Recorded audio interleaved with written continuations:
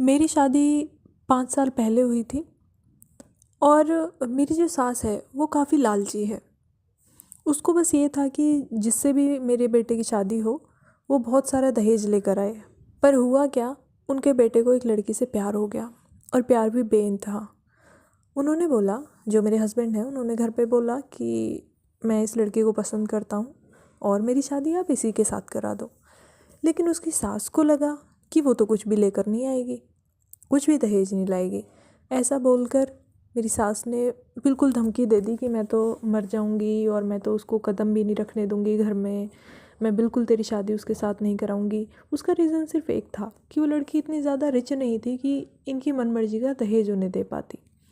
उसके बाद मेरे साथ उनकी शादी फिक्स हुई, क्योंकि काफ़ी अच्छी फैमिली से मैं बिलोंग करती हूँ। 1 करोड़ रुपए मेरे घर वालों ने कैश भी दिया था उन्हें, और उसके अलावा घर का सारा सामान, यानी कि आप ये लगा लो कि लगभग 2 करोड़ में मेरी शादी हुई थी।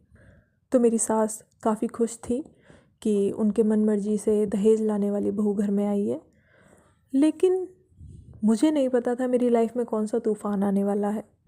तो हुआ क्या, शादी करके मैं घर पे आई और जैसे ही मैं घर पे आती हूँ, जो मेरे हस्बैंड हैं वो घर से गायब हो जाते हैं।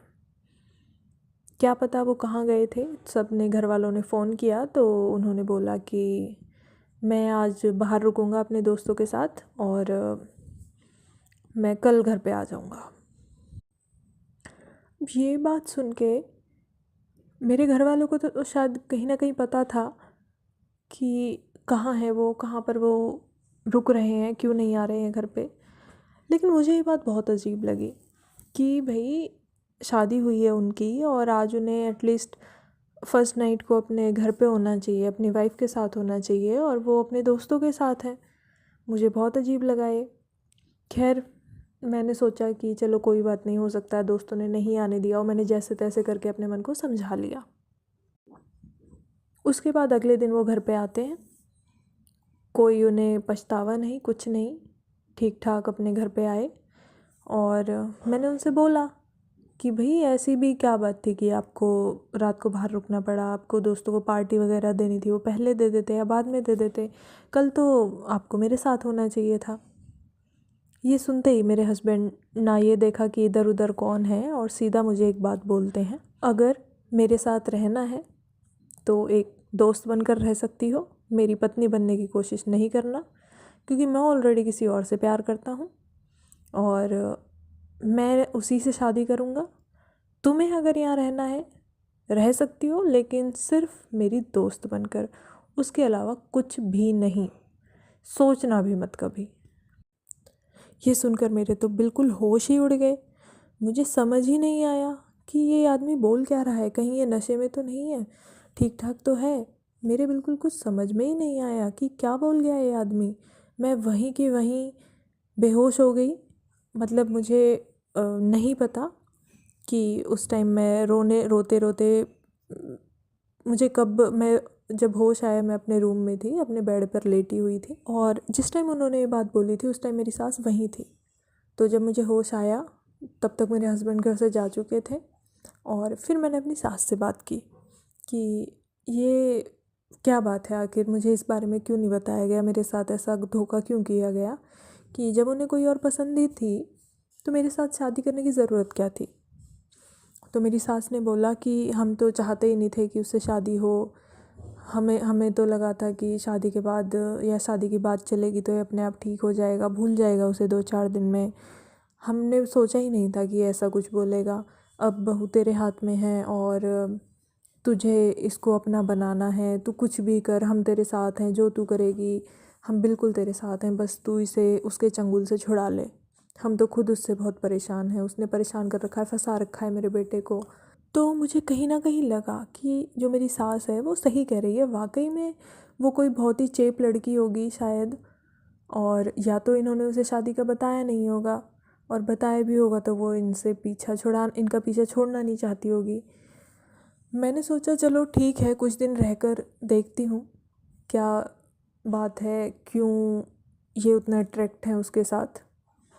तो मैंने, जब ये रात को घर पे आए तो मैंने इनसे बोला बड़े आराम से कि चलो ठीक है, जैसा आपने बोला कि फ्रेंड की तरह रह सकती हो, हम आज से सिर्फ दोस्त रहेंगे, हमारे बीच में पति पत्नी जैसा कुछ भी नहीं होगा। और अगर उसमें भी आपको दिक्कत है तो मुझे अभी बता देना, कल को कभी आप ये कहो कि मुझे तो तुमसे बिल्कुल नाता रखना ही नहीं है, दोस्ती का भी नहीं रखना, मैं दोस्ती में खुश हूँ, मुझे और कुछ नहीं चाहिए। तो उन्होंने बोला कि नहीं नहीं, मुझे कोई दिक्कत नहीं है, तुम दोस्त की तरह मेरे साथ रह सकती हो।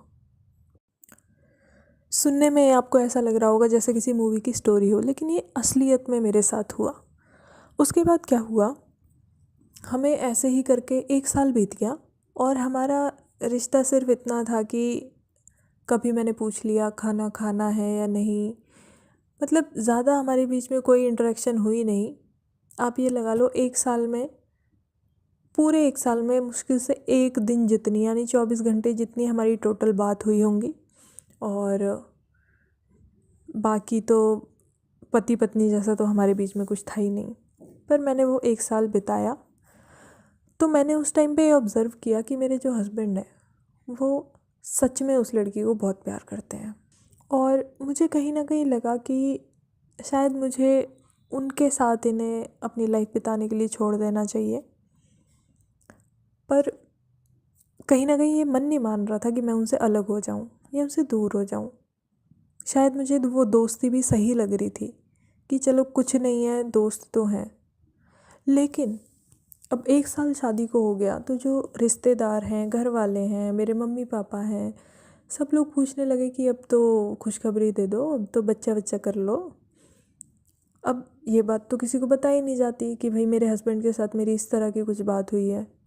और ख़ास तौर पे अपने मायके वालों को तो मैंने बिल्कुल नहीं बताया था, क्योंकि वो तो ये सुनते ही जो भी उन्होंने दिया है वो सब लेकर मेरा रिश्ता तुड़वा कर कहीं और करवा देते। और कहीं ना कहीं मुझे ये लग रहा था कि शायद मुझे उस टाइम ये कदम उठा लेना चाहिए था, कहीं और शादी हो जाती या जो भी है, शायद लाइफ की ऐसी झंड नहीं होती जैसी अब हो रही है।